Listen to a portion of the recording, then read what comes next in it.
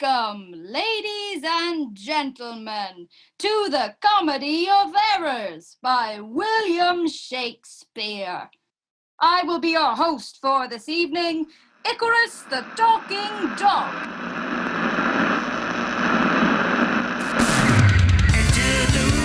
This program is sponsored by Angelo's Goldsmiths, 35 Main Street, Ephesus. Angelo's, for all of your jewelry needs. Come in and pick your ring in comfort. Welcome back. You're listening to Ephesus FM, playing music for the playing people. It's a beautiful day here in Ephesus. Hope you're all enjoying the sunshine. Just a reminder that at 5 p.m. this evening, God willing, there'll be a beheading in the market square. Some Syracusan owl fella whose bark put it into the bay earlier. Naughty, naughty. This one is from Big Swingin' Mick and the Twins. Get it into you. Yep. Outside it's a raining cats and dogs and the sheep have blown away. No one ever comes here and the ones that do all stay. Antipholus runs the funeral home and the Duke is RTD. Angelo owns the goldsmiths and the chipper on the main street. Ephes you and Ephes me and Ephes him and Ephes she. They're Ephesus together, keep it in the family. We don't want no strangers here, no hucksters strolling around. Syracusans, feck off back to Syracusan town.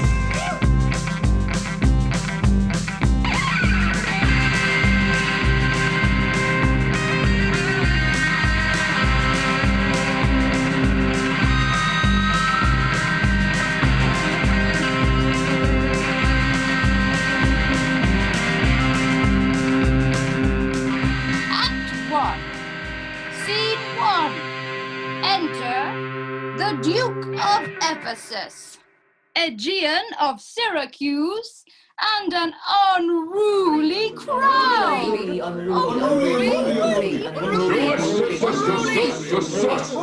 the man talk. Let the man talk. Proceed, Silenus, to procure my fall, and by doom of death, end woes and all. Merchant of Syracuse, I plead no more.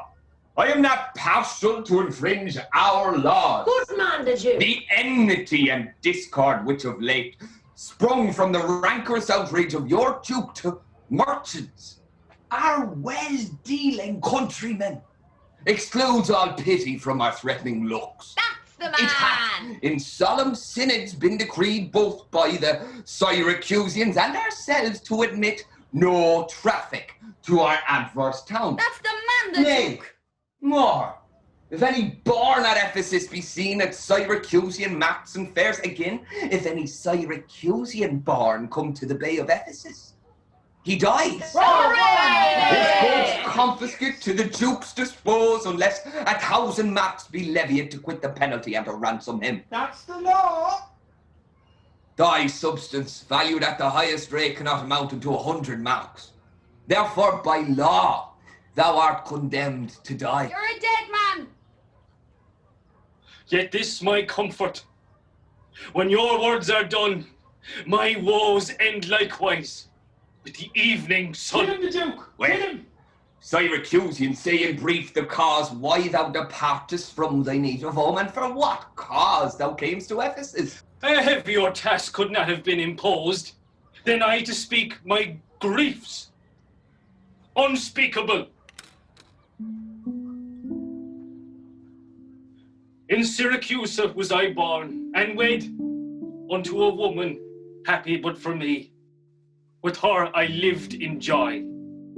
Our wealth increased by prosperous voyages I often made to Epidamium, which drew me from kind embracements of my spouse, from whom my absence was not 6 months old before herself, almost fainting under the pleasing punishment that women bear, had made provision for her following me, and soon and safe arrived where I was.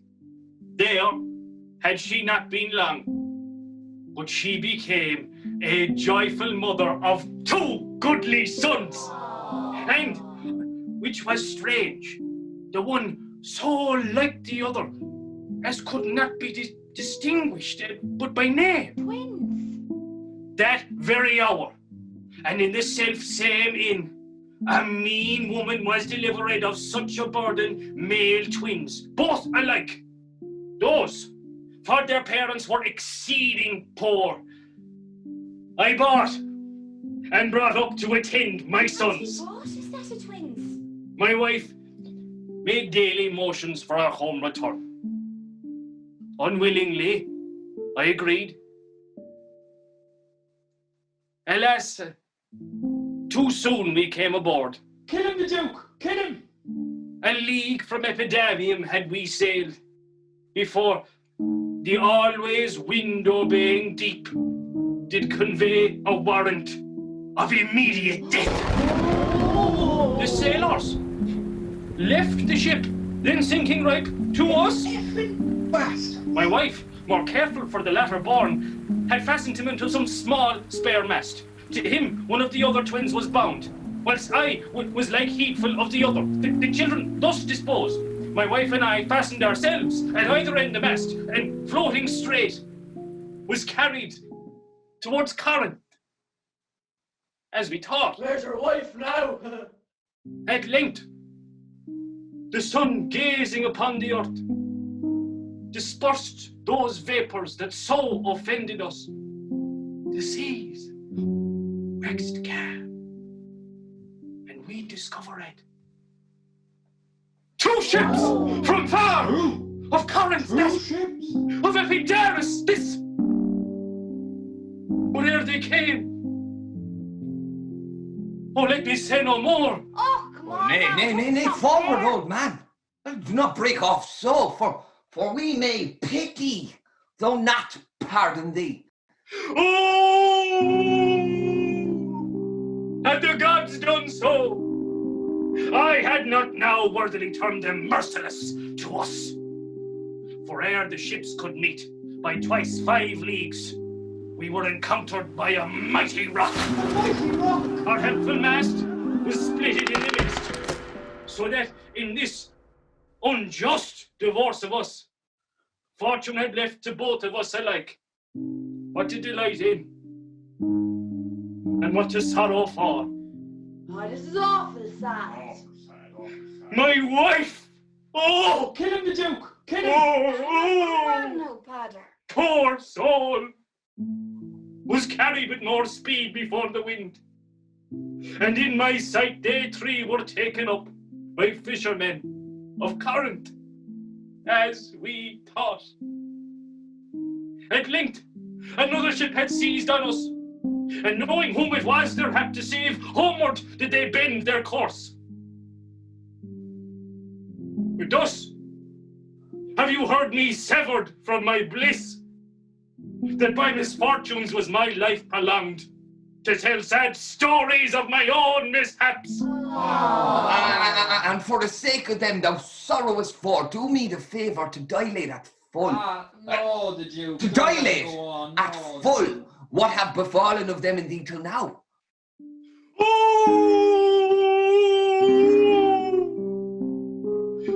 My youngest boy, and yet my eldest care, at 18 years became inquisitive of his brother, and importuned me that his attendant, reft of his brother, might bear him company in his quest of him.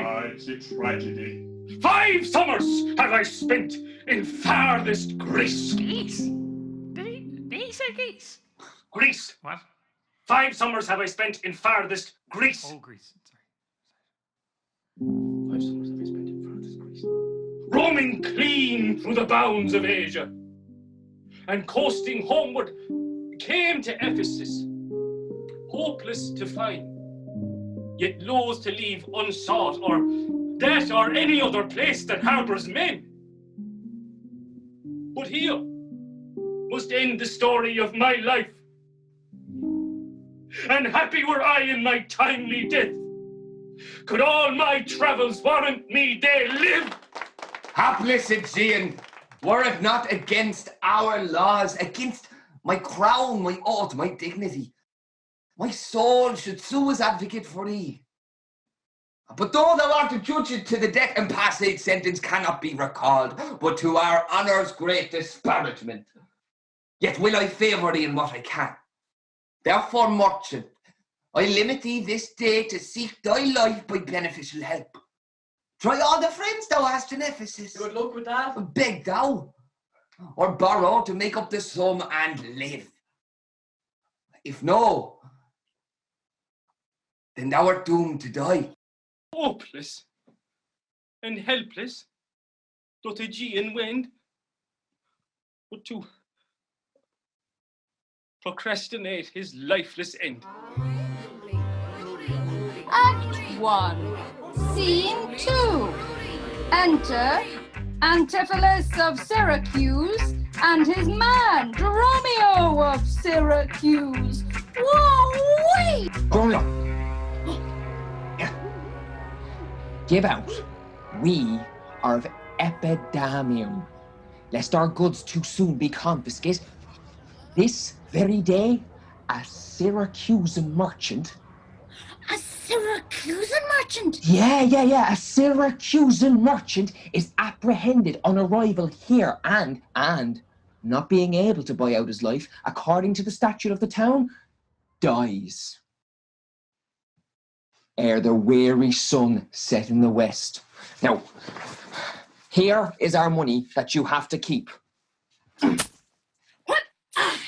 Go bear it to the centaur where we host and stay there, Dromio, till I come to thee. Within an hour, it will be dinner time. Till then, I'll view the manners of this town, peruse the traders, gaze upon the buildings, and then return and sleep within my inn.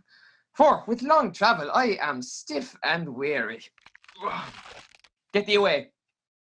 Many a man would take you at your word, and go indeed, having so good a mien. Sir, I commend you to your own content. Yo!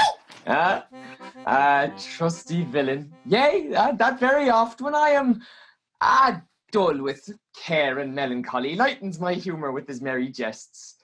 Farewell till then. I will go lose myself and wander up and down the city. He that commends me to my own content commends me to the thing I cannot get.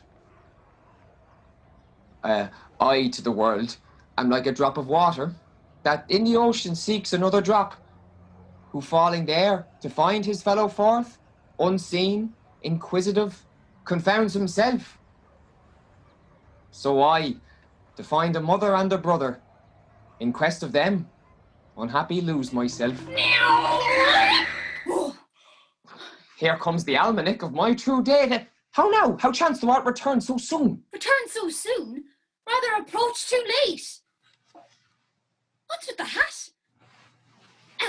Listen, the capon burns. The pig falls from the spit. The clock hath struck in 12 upon the bell. My mistress made it 1 upon my cheek. She is so hot because the meat is cold. The meat is cold because you come not home. You come not home because you have no stomach. You have no stomach. Stop in your wind, sir. Hey, tell me this, I pray. Where have you left the money that I gave you? Oh, 6pence that I had Wednesday last to pay the saddler. The saddler had it, sir. I kept it not. I am not in sportive humour now. Tell me and dally not. Where is the money? Us being strangers here, how darest thou trust so great a charge from thine own custody? I pray you jest, sir, as you sit at dinner. I from my mistress come to you in post. If I return, I shall be post indeed. Come, Dromio, come. Look, these jests are out of season. Look, reserve them till a merrier hour than this. Where is the gold I gave in charge to thee? To me, sir? Why, you gave no gold to me. Come on, sir knave, have done your foolishness. Tell me how thou hast disposed thy charge. My charge was but to fetch you from the mart home to your house, sir, to dinner. My mistress and her sister stays for you. Now, as I am a Christian, answer me, in what safe place you have bestowed my money, or I shall break that merry sconce of yours that stands on tricks when I am undisposed. Where is the 1,000 marks thou hadst of me? 1,000. 1,000. I have some marks of yours upon my pate, some of my mistress's marks upon my shoulders, but not 1,000 marks between you both. Thy mistress's marks? What mistress slave hast thou? Your worship's wife, sir, my mistress, she that doth fast until you come home to dinner. What? Wilt thou flout me thus into my face, being forbid? Hold. Take you that. Oh, for God's sake, hold your hands. Nay, and you will not. I'll take my heels. Now! Jeepers! Upon my life! By some device or other, the villain is o'erwrought with all my money. Oh, they say this town is full of cozenage, as nimble jugglers that deceive the eye, dark working sorcerers that change the mind, soul-killing witches that deform the body, and many such like liberties of sin. Oh, well, if it be so, I'll be gone the sooner. I'll go to the centaur to seek this slave. I greatly fear my money is not safe. Act 2, Scene 1. Enter Adriana, wife of Antipholus of Ephesus, with her sister Luciana. Oh, woo, woo, woo! Ooh. Neither my husband nor the slave returned, that in such haste I said to seek his master. Sir Luciana, it is 2 o'clock. Perhaps some merchant hath invited him, and from the mart he's somewhere gone to dinner. Good sister, let us dine, and never fret. A man is master of his liberty. Time is their master, and when they see time, they'll go or come. If so, be patient, sister. Why? Why should their liberty than ours be more? Because their business still lies out a door. Men, more divine. The masters of all the wide world and wild watery seas, endued with intellectual sense and souls, are masters to their females and their lords. Then let your will attend on their accords. Oh, this servitude makes you to keep unwed. Not this, but troubles of the marriage bed. But were you wedded, you would bear some sway. Ere I learn love, I'll practice to obey. How if your husband starts some other where? Till he come home again, I would forbear. Oh, patience unmoved. No marvel though she pause, they can be meek that have no other cause. So thou, that has no unkind maid to grieve thee, with urging helpless patience would relieve me. Well, I will marry one day, but to try. Oh, here comes your man. Now is your husband nigh?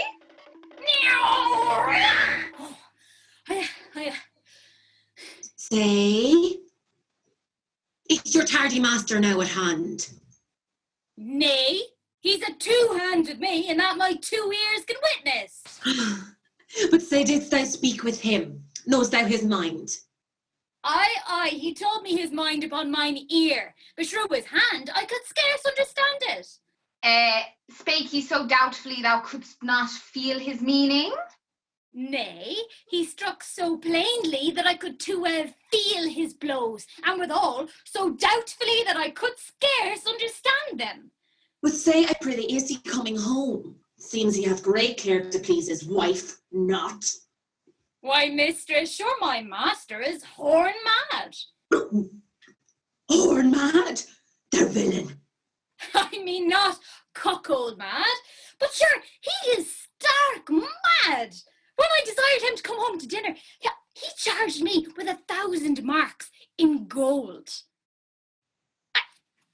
"'Tis dinner time," quoth I. "My gold," quoth he. "Your meat doth burn," quoth I. "My gold," quoth he. "Will you come?" quoth I. "My gold," quoth he. "Where are the 1,000 marks I gave thee, villain?" "The pig," quoth I, "is burned." "My gold," quoth he. "My mistress." "Sir," quoth I. "Hang up thy mistress." mistress. Quoth who? Quoth my master, I know, quoth he, no house, no wife, no mistress. So that my errand, due unto my tongue, I thank him I bear home upon my shoulders, for in conclusion, he did beat me there. Go back again, thou slave, and fetch him home. Go back again, and being you beaten home? For God's sake, send some other messenger. Back, slave, or I will break thy pate across.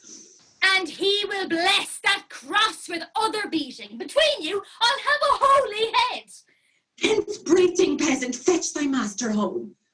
Am I so round with you as you with me, that like a football you do spurn me thus?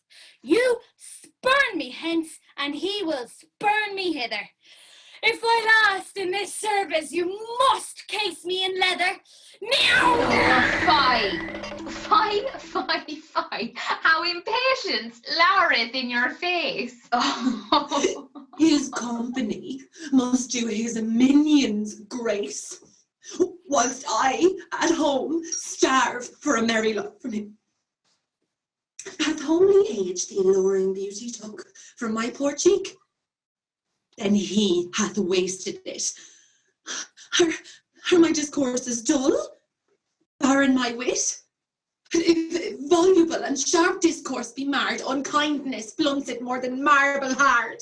Do their gay vestments his affections fade? That's not my fault. Look, he's the master of my state. What ruins are in me that can be found by him not ruined? Then is he the ground of my defeatures? My decayed fair, sunny look of his would soon repair. But too unruly dear, he breaks the pail and feeds from pup. Poor, I am but his stale.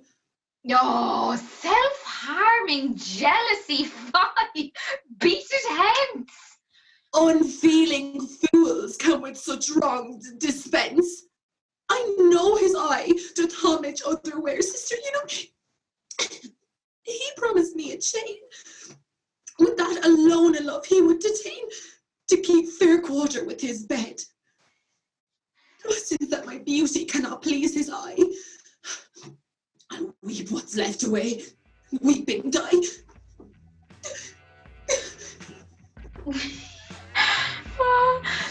How many fond fools serve mad jealousy? Act 2, Scene 2. Enter Antipholus of Syracuse. Woo-wee! Was that a talking dog? The gold I gave to Dromio is laid up, safe at the centaur. And the heedful slave has wandered forth in care to seek me out. By computation and my host report, I could not speak with Dromio till at first I sent him from the mart. But here he comes. Aha! How now, sir? Is your merry humour altered? As you love stroke, so jest with me again. You know no centaur. You received no gold. Your mistress sent to have me home to dinner. Was thou mad, that thus so madly thou didst answer me? What answer, sir? When spake I such a word? Even now, even here, not half an hour since. I did not see you since you sent me hence. Back to the centaur with the gold you gave me. Ah, villain, thou didst deny the gold's receipt and toldst me of a mistress and a dinner for which I hope thou feltst I was displeased. I am glad to see you in this merry vein. What means this jest? I pray you, master, tell me. I get the... Yea. Dost thou jeer and flout me in the teeth? Thinkst thou I jest? Hold. Take thou that. Oh, what mean you, sir? Now your jest is earnest. Upon what bargain do you give it me? Because that I sometimes do use you for my fool and chat with you. Your sauciness will jest upon my love and make a comment of my serious hours. If you will jest with me, know my aspect and fashion your demeanour to my looks, or I will beat this method in your sconce. A sconce, call you it? I must get a sconce for my head, and then sconce it too, else I'll find my wit in my shoulders. But I pray, sir, why am I beaten? Dost thou not know? Nothing, sir, but that I am beaten. Shall I tell you why? Aye, sir, and wherefore, for they say every why hath a wherefore. Why? First, for flouting me. And wherefore? For urging it the second time to me.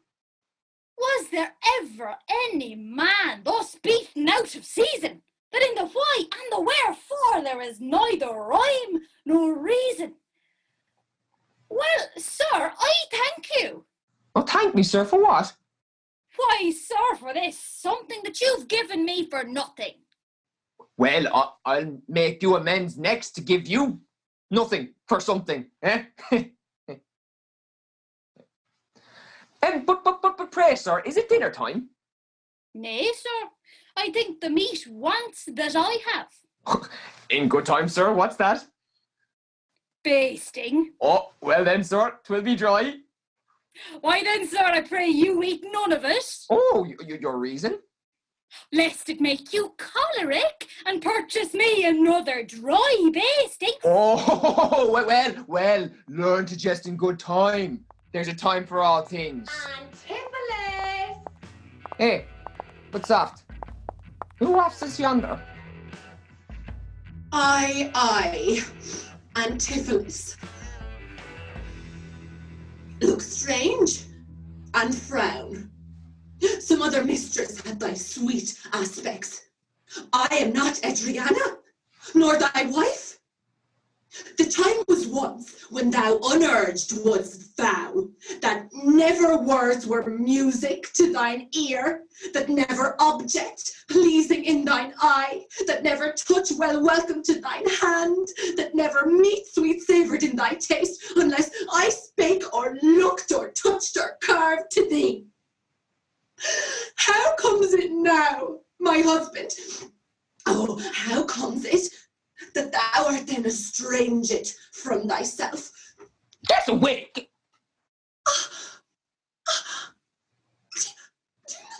Tear away thyself from me.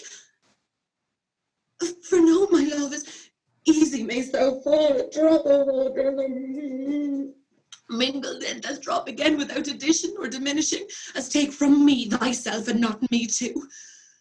How dearly would it touch thee to the quick, shouldst thou but hear I were licentious, and that this body, consecrated thee by ruffian lust, should be contaminate. Wouldst thou not spit at me, and spurn at me, and hurl the name of husband in my face, and tear the stained skin of my harlot brow, and from my false hand cut the wedding ring, and break it with a deep divorcing ban? I know thou canst, and therefore see thou do it. I am possessed with an adulterate blood.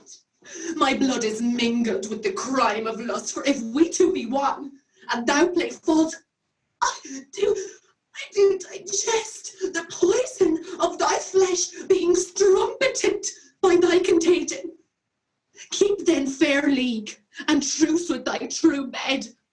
I live disdained, thou undishonoured.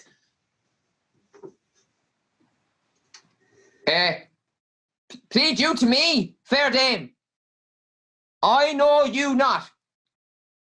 In Ephesus, I am but 2 hours old, as strange unto your town as to your talk, who every word in all my wit being scanned, wants wit in all one word to understand.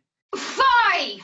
Brother, how the world is changed with you. When were you wont to use my sister thus? She sent for you by Dromio home to dinner. By Dromio? What? By me? By thee, and this thou didst return from him, that he did buffet thee, and in his blows denied my house for me for his wife. Did you converse, sir, with this gentlewoman? What is the course and drift of your compact? I never saw her till this time. Villain, thou liest! For even her very words didst thou deliver to me on the mart.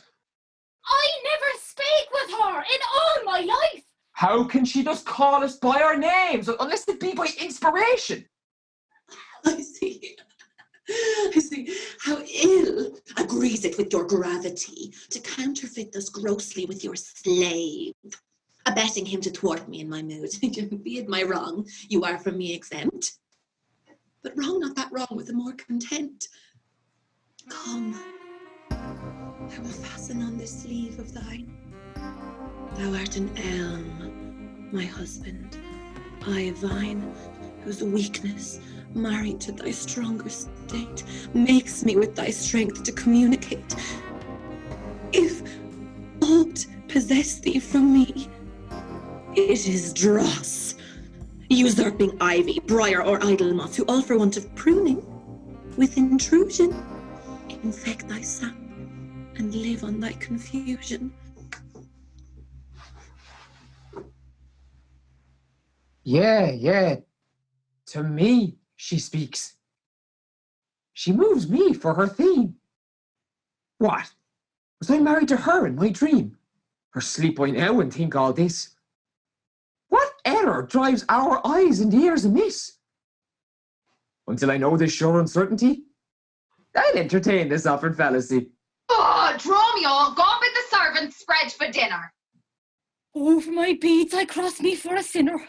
This is the fairyland. Oh, spite of spites, we talk with goblins, owls, and sprites.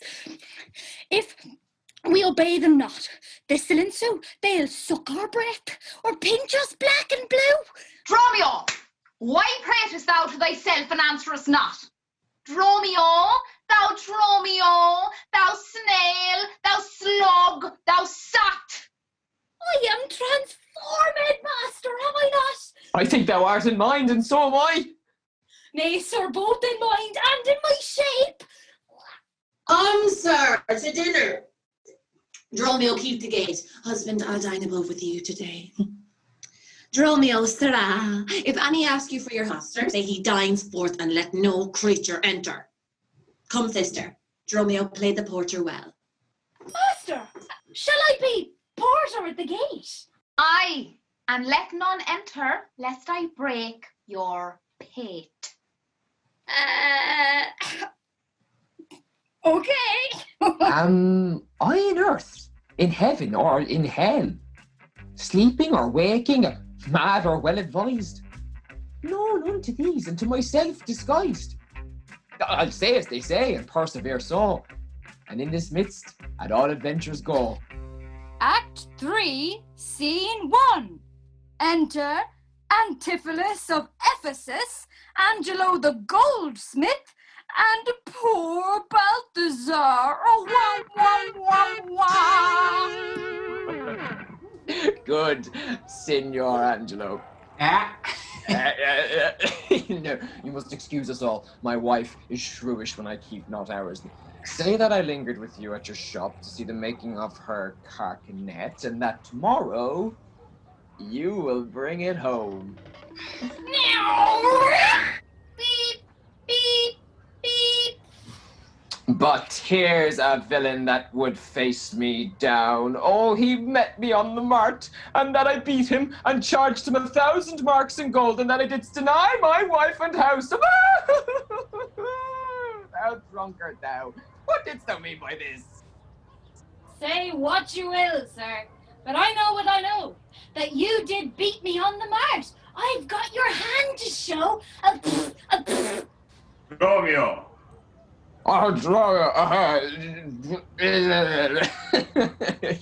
You're sad, Signor Balthazar. Pray God our cheer may answer my goodwill and your good welcome here. I hold your dainties cheap, sir, but you're welcome dear. Master, the door is locked. Dromio, bid them let us in. Oh! God, break it Gin. Mome, malt horse, capon, coxcomb, idiot, patch. Either get thee from the door or sit down at the hatch. What patch is made our porter? My master stays in the street. I am in the streets. Let him go from whence he came, lest he catch a cold on his feet. Who talks within there? Ho, open the door. All right, sir. I'll tell you when if you'll tell me wherefore. Wherefore? Why, for dinner. We have not dined today. Nor today here you must not. Come again when you may. What art thou that keeps me from the house I owe? The porter for this time, sir, and my name is Dromio. Whoa, villain! Thou hast stolen both mine office and my name. What a coil is there, Dromio? Who are those at the gate? It's loose! It's loose! Let my master in loose! Oh, faith, no, he comes too late. Oh, baggage! Let me in! How can you tell for whose sake? Master, knock the door hard! Let him knock till it ache. You will cry for this minion if I beat the door down. Well, I never... Who's that at the door that keeps all this noise? By my troth, your town is filled with unruly boys. Are you there, wife? You might have come before. Your wife, Sir Knave, go, get you from the door. Here is neither cheer, sir, nor welcome. We would fain have neither. After debating which was best, we shall part with neither. Then I'll break the door down. Dromio, go fetch me a crow. A crow without feather, master? Mean you so? Get thee away! Fetch me an iron crow! Oh, meow! Have patience, sir. Oh, let it not be so.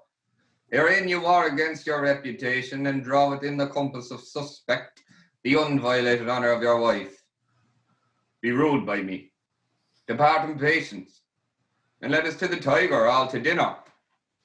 And then about evening time, come yourself alone to know the reason of this strange restraint. If by strong hand you offer to break in now, in the stirring passage of the day, a vulgar comment will be made of it.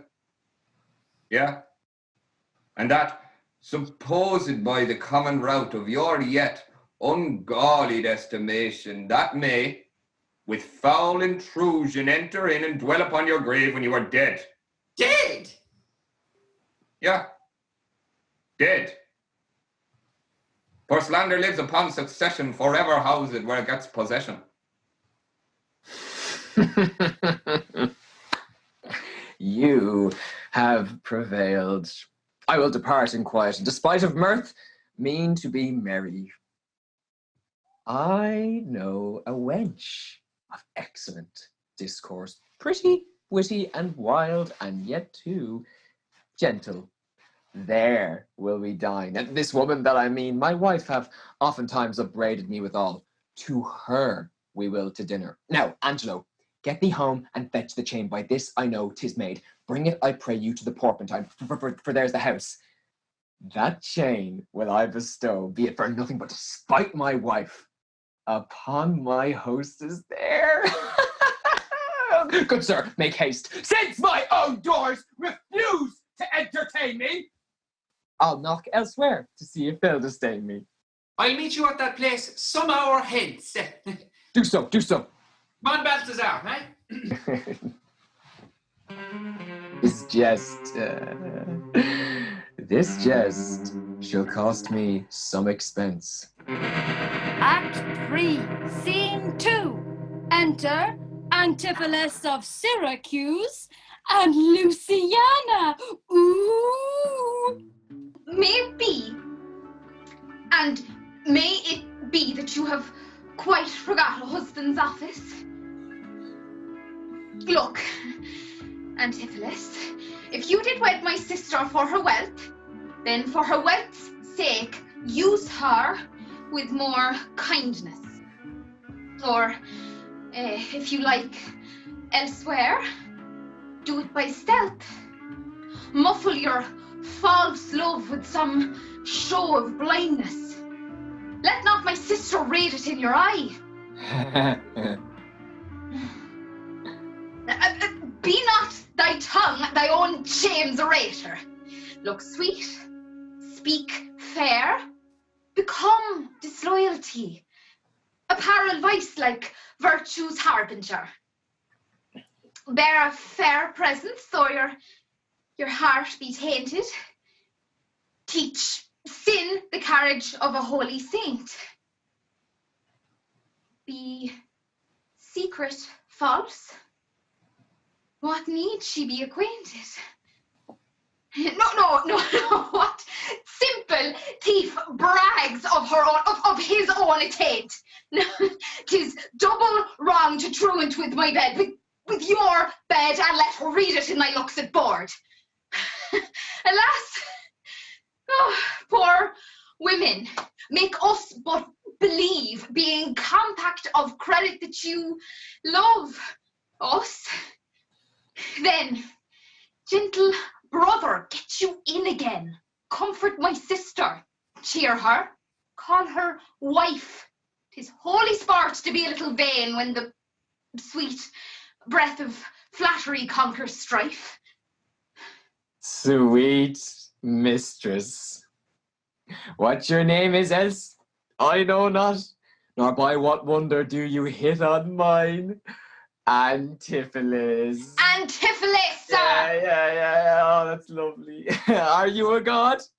Would you create me new, or transform me then into your power? I'll yield, but if that I, being I, then well I know your weeping sister is no wife of mine, nor to her bed no homage do I owe.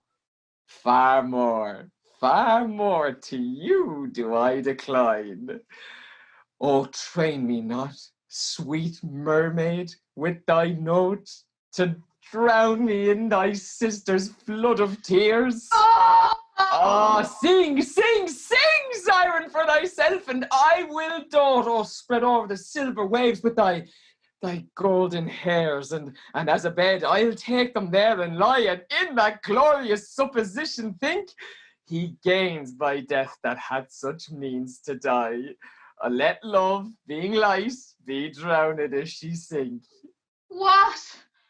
Are you mad that you do reason so? Not mad, but mated, and how I do not know. It is a fault that springeth from your eye. For gazing on your beams, fair sun being by. Gaze when you should, and that will clear your sight. As good to wink, sweet love, as look on night. Why call you me love? Call my sister so. Thy sister. That's my sister? No, it is thyself. Mine own self's better part. Mine eyes, dear eye, my dear heart's dear heart, my food, my fortune, my sweet hope's aim, my soul earth's heaven, and my heaven's claim. Now, all this my sister is, or else should be. Call thyself sister then, for I am thee, and thee will I love, and with thee lead my life. Thou hast no husband yet, nor I no wife. Give me thy hand. Oh, Jesus, sir, hold you still. I'll fetch my sister to get her good will.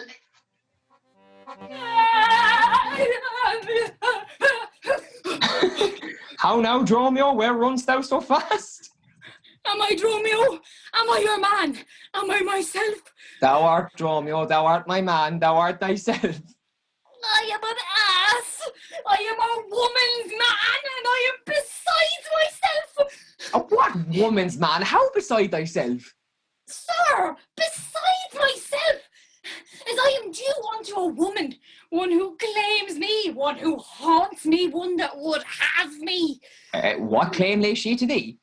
Oh, marry, sir, such a claim as you would lay to your horse, and she would have me as a beast. Not that I, being a beast, she would have me, but that she, being a very beastly creature, lays claim to me. Well, what is she? A very reverend body. I have but lean luck in the match. And yet she is a wondrous fat marriage. Well, how dost thou mean a fat marriage? Marry, sir, she is the kitchen wench and all grease. I know not what use to put her to, but to make a lamp of her, and run from her by her own light. I warrant her rags in the tallow in them would burn a Poland winter. If she lasts till doomsday, she'll burn a week longer than the whole world. What complexion is she of? Complexion? Complexion? She sweats. A man may go o'er shoes in the grime of it. Ah, but that's a fault that water will mend. No, sir, 'tis in grain. Noah's flood could not do it. What's her name? Nell, sir. But her name and 3/4, that's an L and 3/4 could not measure her from hip to hip. Oh, then she bears some breath, eh? Aye, sir, no longer from head to foot, then from hip to hip. She is spherical, like a globe. Spherical? Like a globe? Yeah, and then she's got these Dromio,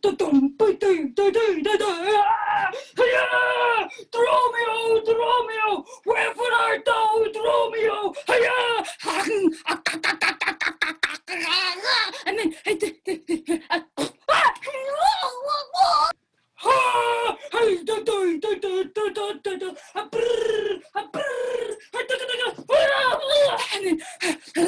I love you, Dromio.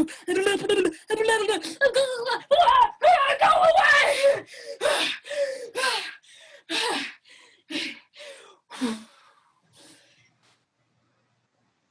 To conclude, this drudge or diviner laid claim to me, called me Dromio, told me what privy marks I have about me is the mark of my neck, the mole in my shoulder, that big wart on my left arm, that I, amazed, ran from her as a witch. Right, that is it. Post to the road. If the wind blow any way from shore, I will not harbour in this town tonight. If any bark put forth, come to the mart, where I will walk till thou return to me. If everyone knows us, and we know none, 'tis time, I think, to trudge pack and be gone. As from a bear a man may run for life, so run I from her that would be my wife. Oh, there's none but witches to inhabit here. And therefore, 'tis high time I were hence. She that just called me husband, even my soul doth for a wife abhor. But her fair sister, oh, bound to go possessed with such a gentle sovereign grace, of such enchanting presence and discourse, hath almost made me traitor to myself. But, lest myself be guilty to self-wrong, I'll stop mine ears against the mermaid's song. Mass one table is... Jesus Christ! Mass one Tivolis. Aye, that's my name. I know it well, sir. Lo, here is the chain. I thought to obtain you at the porpentine. The chain, unfinished, made me stay thus long. What is your will, sir, I should do with this? Why, please yourself, sir, I have made it for you. Made it for me, sir? I bespoke it not. Not once, not twice, but 20 times you have. Go home with it, and please your wife withal. And soon, at supper time, I will visit you and then receive my money for the chain. Oh, I pray you, sir, receive your money now, for fear you ne'er see chain nor money more. You are a merry man, sir. Very well. Ow! What should I make of this? I cannot tell, but this I think. There is no man so vain that would refuse so fair an offered chain. I see a man here needs not live by shifts, when in the street he meets such golden gifts. I to the Martin there for Dromio stay. If any ship put forth, then straight away. Intermission! Go get yourselves a cup of tea!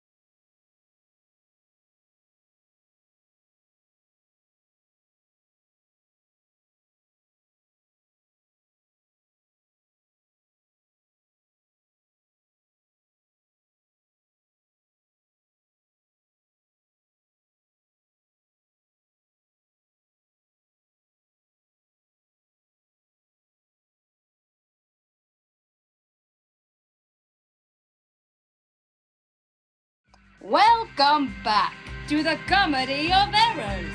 Act 4, Scene 1.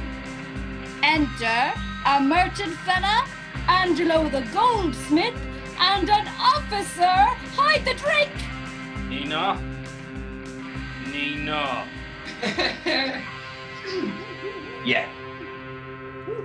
You know, since Pentecost the sum is due, and since I have not much importuned you, nor now I have not, but that I am bound to Persia, and need guilders for my voyage, therefore make present satisfaction, or I'll attach you by this officer.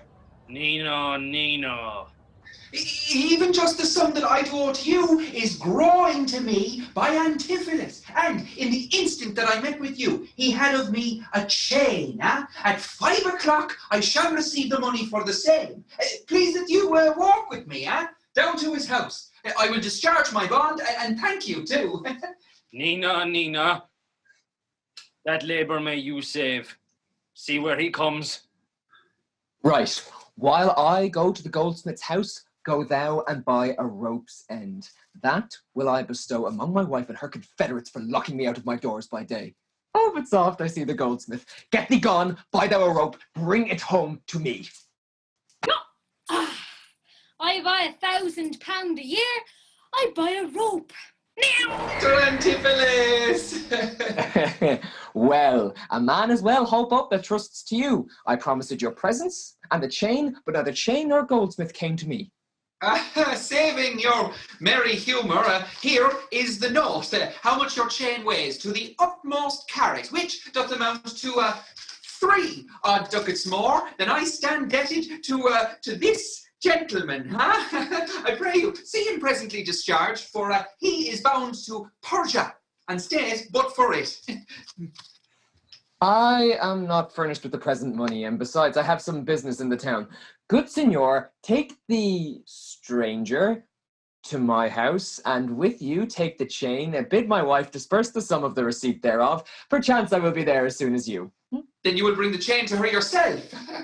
No, bear it with you, lest I come not time enough. Well, sir, I will. Have you the chain about you? And if I have not, sir, I hope you have, or else you may return without your money. Nay, come, sir, I pray you. Give me the chain.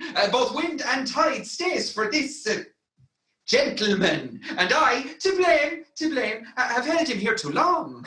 Good Lord, you use this dalliance to excuse your breach of promise to the porpentine. I should have chid you for not bringing it, but like a shrew you for speaking to brawl. The hour steals on, I pray you, sir, dispatch. You hear how he importunes me. The chain. Why, give it to my wife and fetch your money. Come, you know I gave it to you even now. Fie, now you run this humour out of breath. Come, where's the chain? I pray you, let me see it. My business cannot brook this dalliance. Good sir, say where you'll answer me or no. If no, I'll leave him to the officer. Nina! Nina! I answer you. What should I answer to you? The money! The money that you owe me for the chain. I owe you none till I receive the chain. You know I gave it to you half an hour since. You gave me none. You wrong me much to say so. You wrong me more, sir, in denying it. Consider how this stands upon my credit. Well, officer, arrest him at my suit. I do, and charge you in the Duke's name to obey me. This touches me in reputation. Either consent to pay this sum for me, or I attach you by this officer. Consent to pay thee that I never had. Arrest me, thou foolish fellow, if thou darest. Here is thy fee, Arrest him, officer. I would not spare my brother in such a case, should he scorn me so apparently. Your brother? I do arrest you, sir. You hear the suit. Oh, for God's sake. I do obey thee till I give thee bail, but sir, you shall answer for this sport as dear as all the metal in your shop will answer. Sir, I shall have law in Ephesus. To your notorious shame, I doubt it not. Psst. Master, that's a great jacket. Master, There is a bark of epidemium that stays but till their owner comes aboard, and then, sir, she bears away. Our ferrotage, sir, I have conveyed aboard, and I have bought the oil, the balsamum, and aquavitae. The ship is in her trim, the merry wind blows fair from land. They stay for naught at all but for their owner, master, and yourself. How now, a madman, why thou peevish sheep? What ship of epidemium stays for me? At the ship you sent me to hire waftage. Thou drunken slave! I sent thee for a rope. You sent me to the bay, sir, for a bark. I will debate this matter at more leisure and teach your ears to list me with more heed. To Adriana, villain, hide thee straight. Tell her in the desk that's covered over with the Turkish tapestry there is a purse of ducats. Give her this key. There is a purse of ducats. Let her send it. Tell her I am arrested in the street, and that shall bail me. Hide thee, slave, be gone. On, officer, to prison, till it come. Whoop, whoop. Nina. Ever seen the like, I swear. To Adriana. That's where we dined. Her Dousabel did claim me for her husband. She is too big, I hope, for me to compass. Thither I must, although against my will. For servants must their masters' minds fulfill. Act 4, Scene 2. Enter Adriana and Luciana. Uh-oh! Diana? Did he tempt thee so? Mightst thou perceive austerely in his eye that he did plead in earnest? Yea or no? Looked he or red or pale? Yea or no? Or sad or merrily? Yea or no? What observation madest thou in this case of his heart's meteors tilting in his face? First he denied you hadn't him no right. Then swore he that he was a stranger here. Then pleaded I for you. And what said he? That love I begged for you, he begged of me. With what persuasion did he tempt thy love? With words that in an honest suit might move. First he did praise my beauty and my speech. What? First he did praise my beauty. Your what? First he did praise my beauty and then my speech. Did speak him fair? Have patience, I beseech. I cannot, nor I will not hold me still. My tongue, though not my heart, shall have his will. He is deformed, crooked, old, and sere, ill-faced, worse-bodied, shapeless everywhere, vicious, ungentle, foolish, blunt, unkind, stigmatical in making, and worse in mind. Who would be jealous then of such a one? No evil loss is wailed when it is gone. Oh, but I think him better than I say. And yet here in others' eyes were worse. Far from her nest the lapwing cries away. My heart prays for him, though my tongue do curse.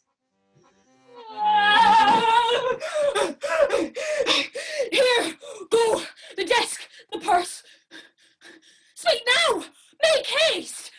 How hast thou lost thy breath? By running fast. Where is thy master, Dromio? Is he well? No, he's in tatters, limbo, worse than hell. A devil in an everlasting garment hath him, when whose heart is buttoned, but stealer feed and fair, he was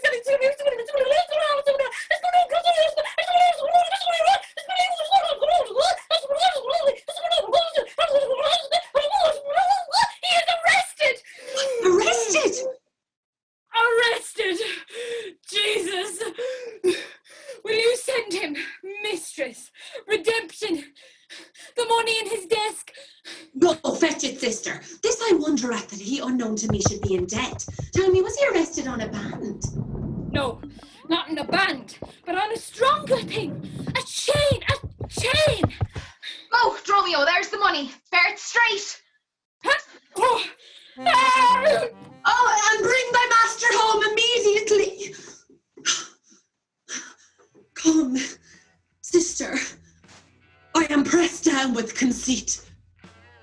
Conceit, my comfort, and my injury.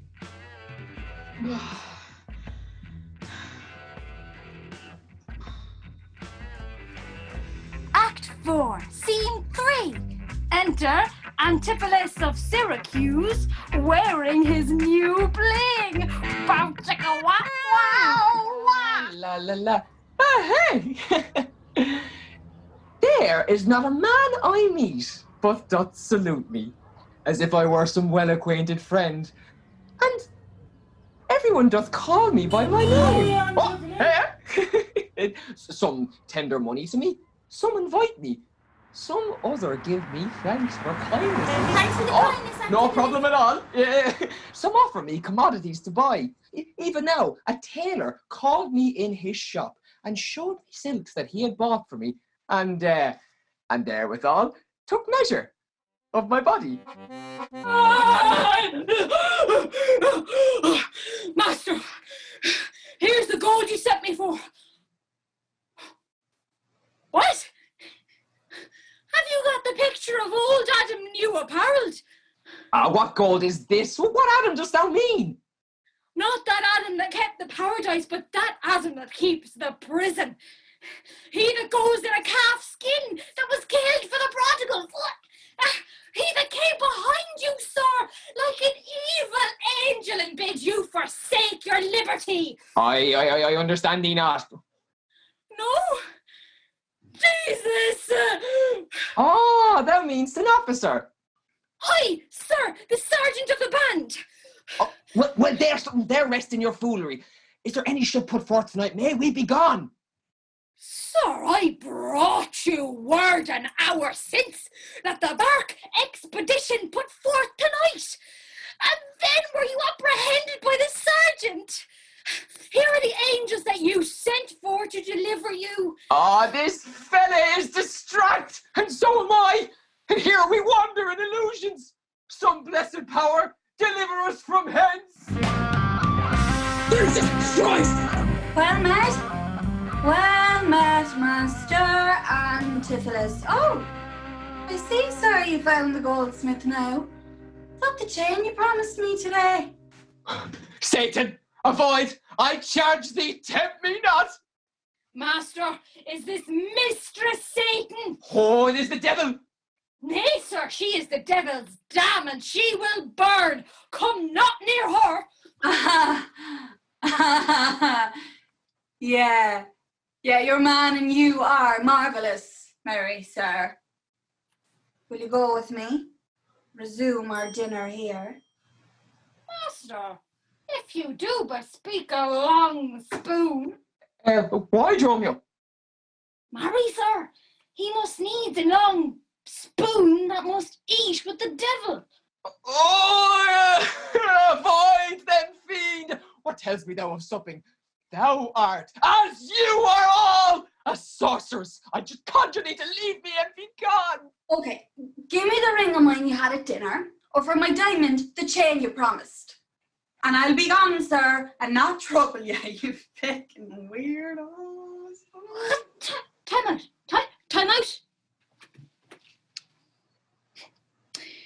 Some devils ask but for the parings of one's nails, a hair, a rush, a drop of blood, a pin, a nut, a cherry stone, but she, more covetous, would have a chain.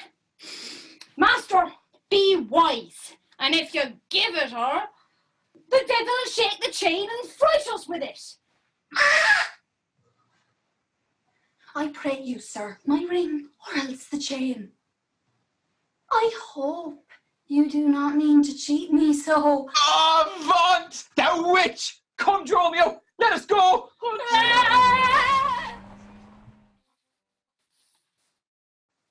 Now, without a doubt, Antipholus is mad. Else would he never so demean himself.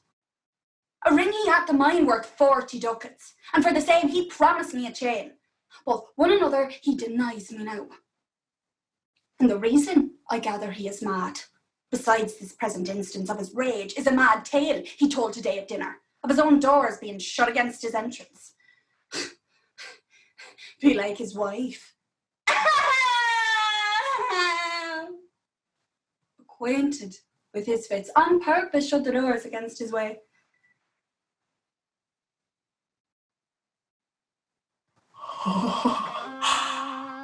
My way is now to hie me to his house and tell his wife that being lunatic, he rushed into my house and took perforce my ring away.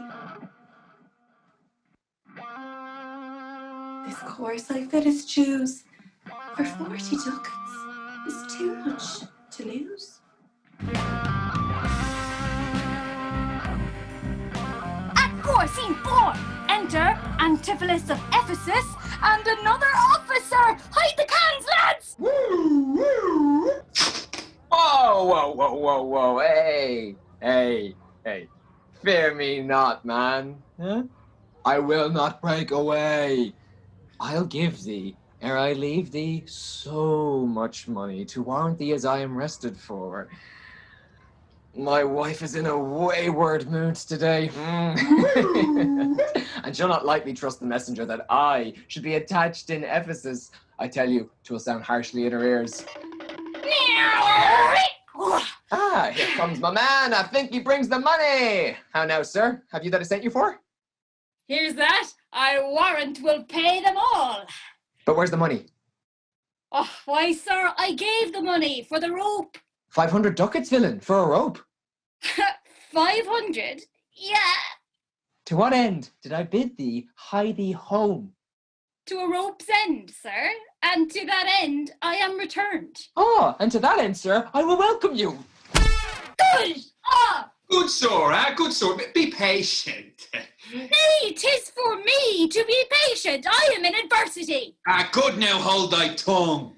Nay, rather persuade him to hold his hands. Ah, oh, horse and senseless villain! Good! Give me a second.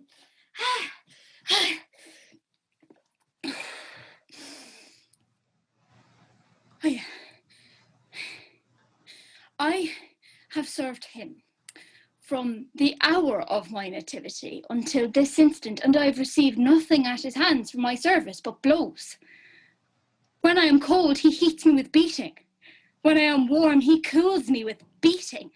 I am waked with it when I sleep, raised with it when I sit, driven out of doors with it when I go from home, welcomed home with it when I return. And I think when he hath lamed me, I shall beg with it from door to door. I'm done. But see, my wife is coming yonder.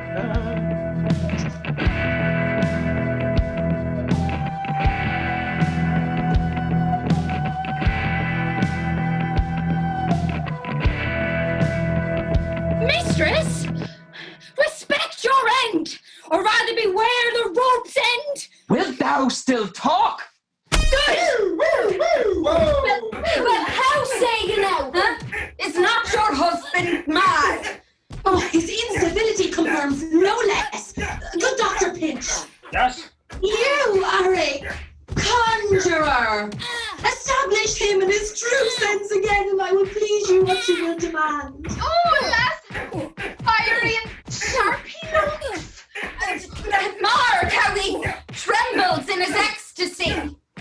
Give me your hand and let me feel your pulse. Oh, here's my hand, and let it feel your ear. Jesus! I charge thee, Satan, housed within this man, to yield possession unto my holy prayers, and to thy state of darkness hie thee straight. I conjure thee by all the saints in heaven! Pace, you doubting wizard, pace! I am not mad. Whoa, that thou wert not poor, distressed soul.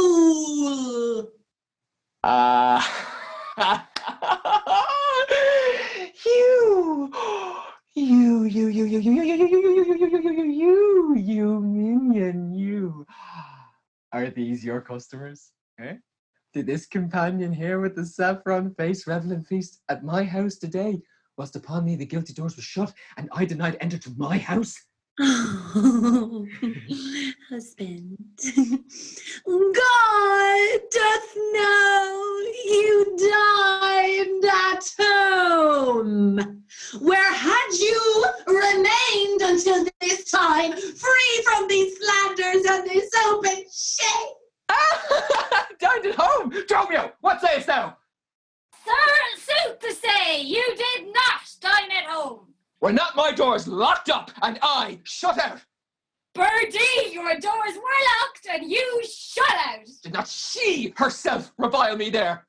Sans fable, she herself reviled you there. Did not her kitchen maid rail, taunt, and scorn me? Certes, she did. The kitchen vestal scorned you. Unbelievable. And did not I, in a rage, depart from hence? In verity you did. My bones can bear witness that have since felt the vigour of his rage. Good Dr. Pinch, it's good to soothe him in these contraries. It is no shame. And thou hast suborned the goldsmith to arrest me. What? I sent you money to redeem you by Dromio here who came in haste for it. What? Money by me? Heart and goodwill you might, but master, not a rag of money. Hang on. Went not thou to her for a purse of ducats? He came to me and I delivered it. And I am witness with her that she did. God and the rope maker bear me witness that I was sent for nothing but a rope. Mistress, both man and master is possessed. I know it by their pale and deadly looks. They must be bound, laid in some dark room. Wife, say wherefore didst thou lock me forth today? Dromio, why dost thou deny the bag of gold? I did not, gentle husband, lock thee forth. And, gentle master, I received no gold. But I confess, we were locked out. Dissembling villain, thou speaks false and boast. Dissembling harlot! Thou art false and all, and are confederate with a damned pack to make a loathsome, abject scorn of me. But with these nails, I'll pluck out those false eyes that will behold me in this shameful sport. Bind him! Bind him! Let him go, that therapist! Company! More company! Will you get up? More company! The fiend is strong within him. Bind Romeo, for he is frantic too. Whoa! I mean, poor man, how pale and wan he looks. Thou, jailer, thou, I am thy prisoner. Wilt thou suffer them to make a rescue, huh? Masters, let him go. He's my prisoner, and you shall not have him. What wilt thou do, thou peevish officer? Hast thou delight to see a wretched man do outrage and displeasure to himself? He is my prisoner. If I let him go, the debt he owes will be required of me. Oh. I will discharge thee ere I go from thee. Bear me forthwith unto his creditor, and knowing how the debt grows, I will pay it. Good master doctor, Yes? see them safe conveyed home to my house. Yes, mistress.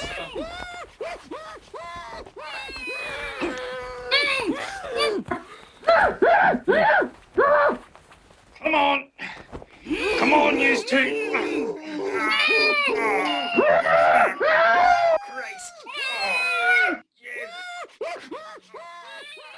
Oh, most unhappy day. Sister, stay with me. Say now, whose suit is he arrested at? One, Angelo, the goldsmith. Do you know him? I know the man. Sorry, what is the sum he owes? 200 ducats. And say how grows it due? Yeah, due for a chain he had of your husband. Oh, he did bespeak a chain for me, but had it not. Well, that's your husband, all enraged today, came to my house and took away my ring. And straight after did I meet him with the chain.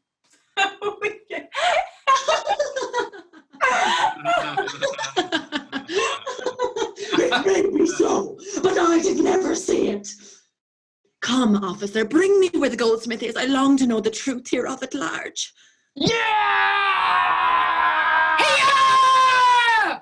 God, for thy mercy, they are loose again. And come with naked swords. Let's call more help to have them bound again. Oh, away, then they'll kill us!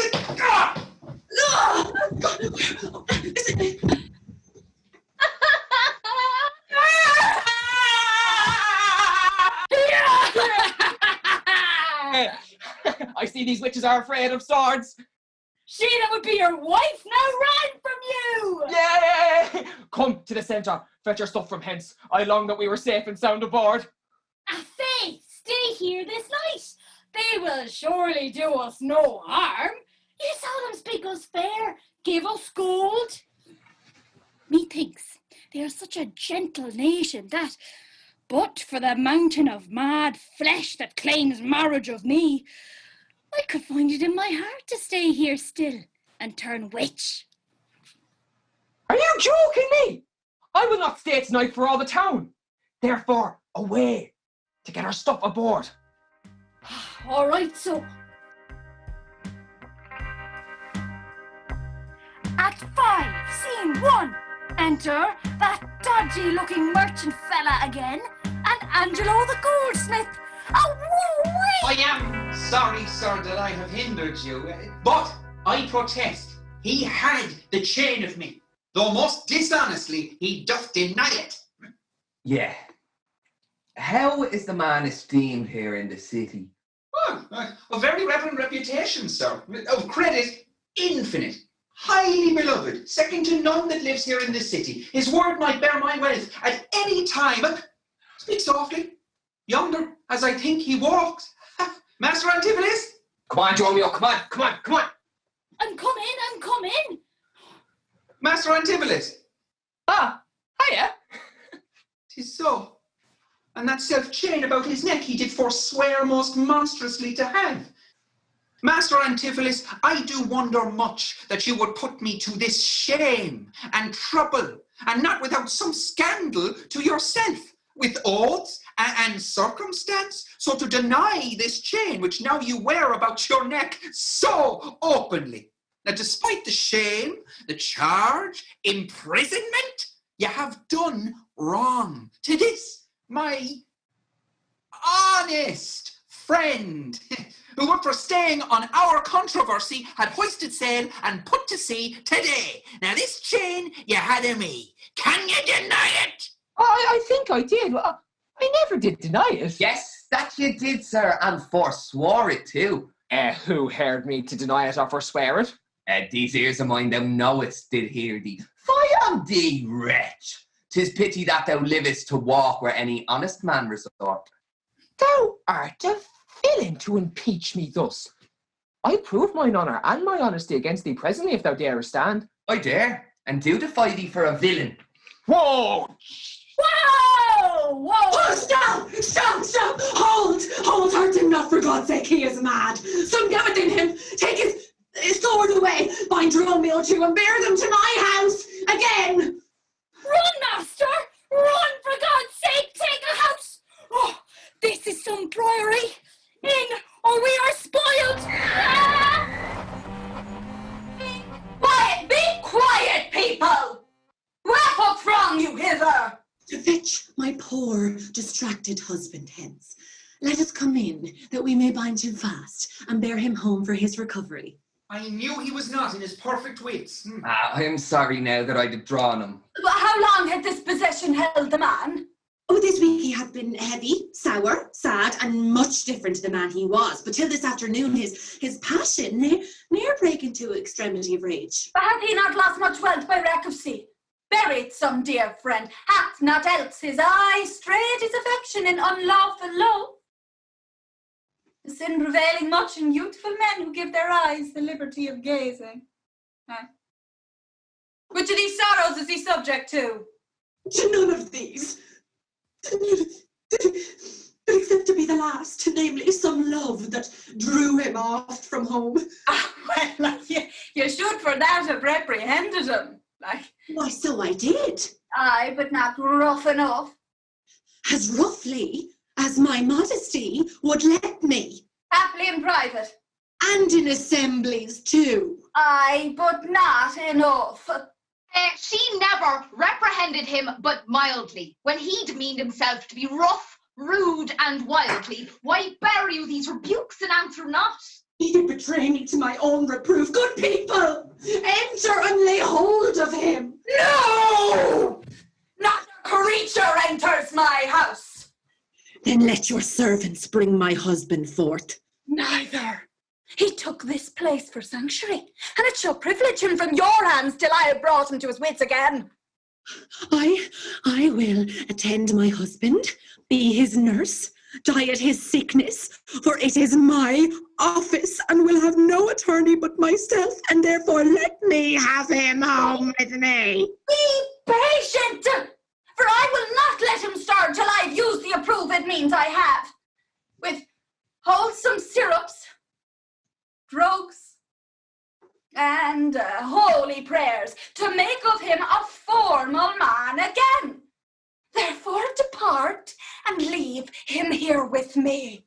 I will not hence and leave my husband here. And ill it doth beseem your holiness to separate the husband and the wife. Oh, be quiet and depart. Thou shalt not have him. Holy moly. Oh, complain unto the Duke of this indignity. Oh, I will fall prostrate at his feet and never rise until my tears and prayers have won his grace. Oh, anon, the Duke himself in person comes this way, to the place of death and sorry execution. Upon what cause? To see a reverend Syracusan merchant who, put unluckily into this bay, beheaded publicly for his offence. Kneel before the Duke before he passed the Abbey. Let's once again proclaim it publicly. If any friend shall pay the sum for him, he shall not die, so much we tender him. Justice, most sacred Duke, against the abbess. She is a virtuous and reverend lady. It cannot be that she had done thee wrong. Oh, may it please your grace, Antipholus, my husband, who I made lord of me and all I had, at your important letters this ill day, a most outrageous fit of madness took him. Desperately he hurried through the street, with him his bondman, all as mad as he, doing displeasure to the citizens by rushing in their houses, bearing thence rings, jewels, anything his rage did like once till I get him bound and send him home. But he broke from those that had the guard of him, and with his mad attendant and himself, each one with ireful passion, with drawn sort of swords, and met us again and madly bent on us. Then they fled into the abbey, whither the abbess shuts the gates on us and will not suffer us to fetch him out. Therefore, most gracious Duke, with thy command, let him be brought forth and borne hence for help. You get up. Go, some of you, knock at the abbey gate and bid the lady abbess come to me. I will determine this before I start. Oh, you Duke! Mistress, shift and shave yourself! Save yourself! My master and his man are both broke loose and bound the doctor, whose beard they have singed off with brands of fire. And sure, unless you send some present help between them, they will kill the conjurer. Peace, fool! The master and his man are here in the abbey, and that is false thou dost report to us. Mistress, upon my life, I tell you true, I have not breathed almost since I did see it. He calls for you and vows, if he can take you, to scorch your face and disfigure you. Oh, but lo, mistress, I see him. Fly! Come, stand by me. Fear nothing, come on. I mean, it is my husband, witness you that he is born about, invisible. Just now we housed him in the abbey here, and now he's there, past all of human reason. Really is. Justice, most gracious Duke! Oh, grant me justice! Unless the fear of death does make me dote, I see my son Antipholus and Dromio. Justice, sweet prince, against that woman there.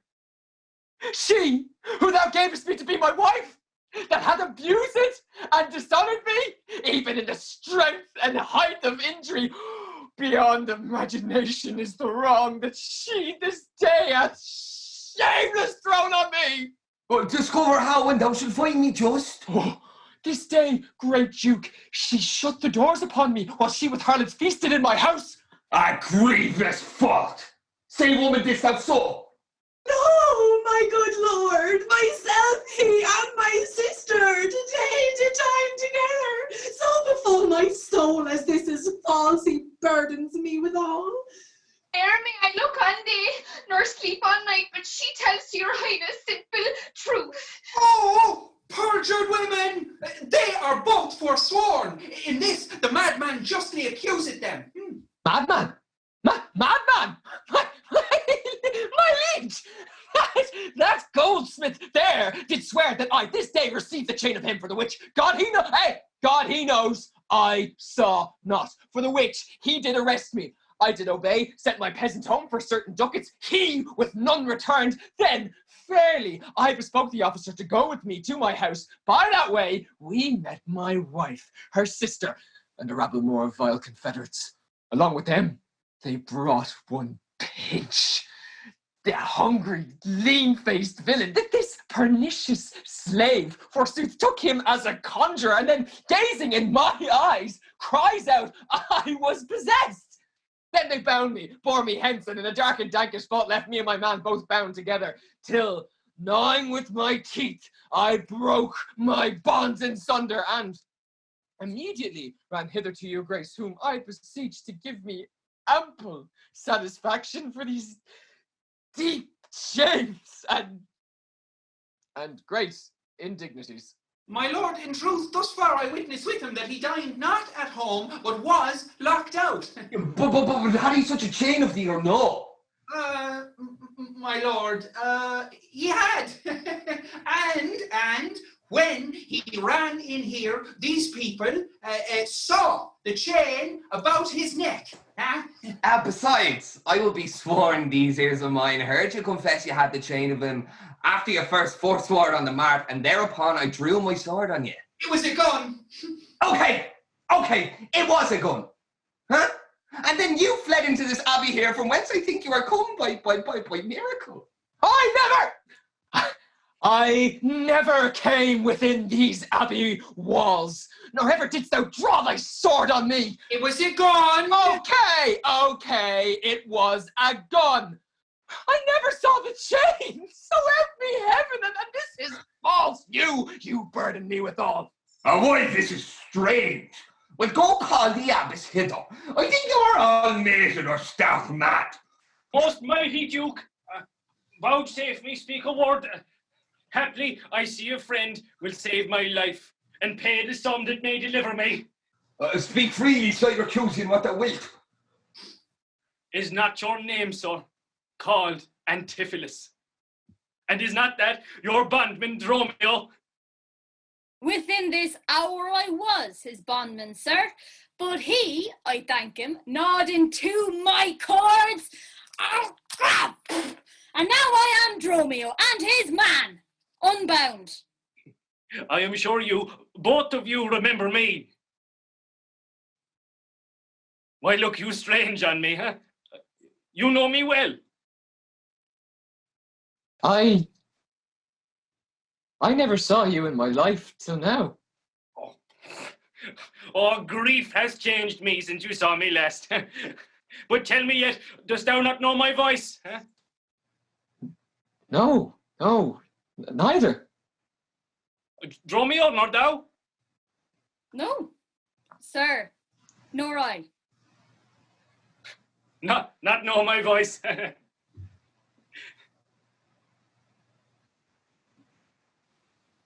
O time's extremity! Hast thou so cracked and splitted my poor tongue in 7 short years that Here, my only son knows not my feeble key of untuned cares. Tell me, thou art my son, Antipholus. I never saw my father in my life. But 7 years since, in Syracuse, thou knowest we parted.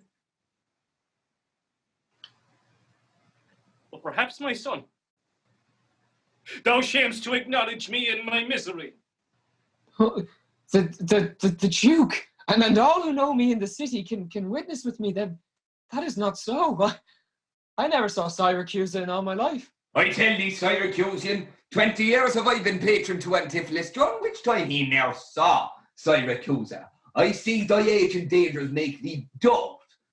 Thus, mighty Duke, behold a man much wrong. What the hell is going on? I see two husbands, or mine eyes deceive me. One of these men is genius to the other, and so of these which the natural man and which the spirit. Who deciphers them? I, sir, am Dromio. Command him away. I, sir, am Dromio. Pray, let me say. Aegean, art thou not? Or else his ghost?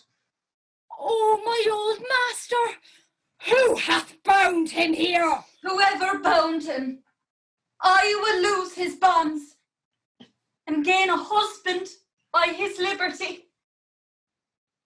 Speak, old Aegean, if thou beest the man that hadst a wife once, called Emilia, that bore thee at a burden of 2 fair sons. Oh, if thou beest the same Aegean, speak, and speak unto the same Emilia. I here begins our morning story right. These two Antipholus, these two soul-like, and these two Dromios, one in semblance.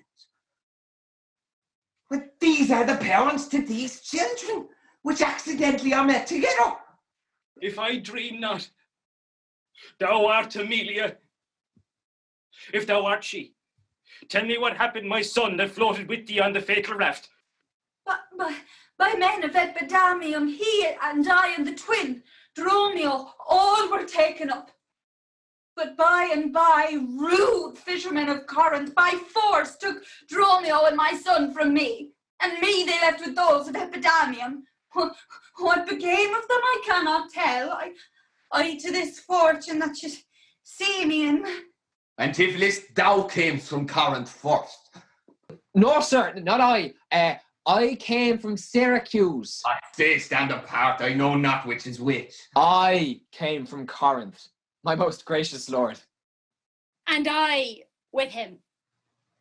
Brought to this town by that most famous warrior, Duke Menaphon, your most renowned uncle.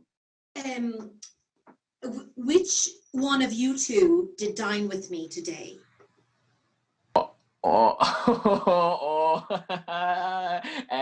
I, gentle mistress. Are you not my husband? No, I say nay to that, and so do I. But this fair, gentle woman, her sister there, did call me brother. What I told you then, I hope I shall have leisure to make good, if this be not a dream I see and hear. That is the chain, sir, which you had of me. I think it be, sir. I deny it not. And for this chain, sir, you arrested me. Oh, I think I did, sir. I deny it not. I sent you money, sir, to be your bail by Dromio, but I think he brought it not. No money by me. The purse of ducats I received from you, and Dromio, my man, did bring them me. I see. We still did meet each other's man, and I was taken for him, and he for me. And thereupon, these errors are arose. Oh. This purse of ducats, pawn I for my father there. I shall not need. Thy father has his life. Oh, renowned Duke, vouchsafe to take the pains to go with us into the abbey here, and here at large discourse in all our fortunes, and all that are assembled in this place, that by this sympathized one day's error have suffered wrong. Go, keep us company, and we shall make full satisfaction. 33 years have I gone but in travail of you, my sons, and until this present hour my heavy burden ne'er delivered. The Duke, my husband, and my children both, and you, the calendars of their nativity. Go to a gossip's feast and go with me. After so long grief, such nativity. Oh, with all my heart I'll gossip at this feast.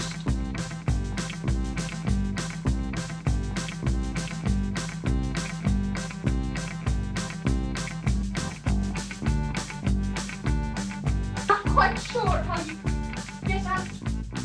Master, shall I fetch your stuff from shipboard? Romeo, what stuff of mine has thou embarked? Marry, sir, your stuff that lay in house at the Centaur. He speaks to me. I am your master, Romeo. Come, go with us. We'll look to that anon. Embrace thy brother there. Rejoice with him.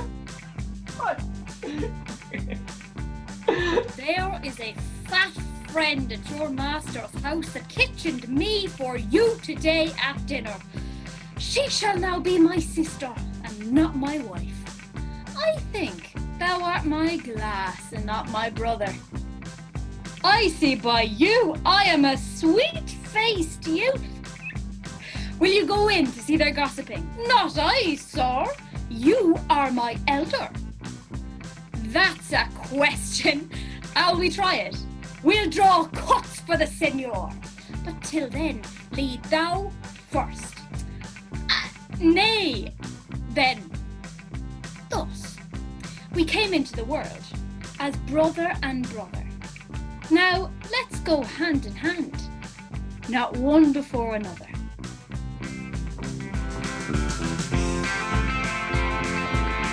And they all lived happily ever after. The end.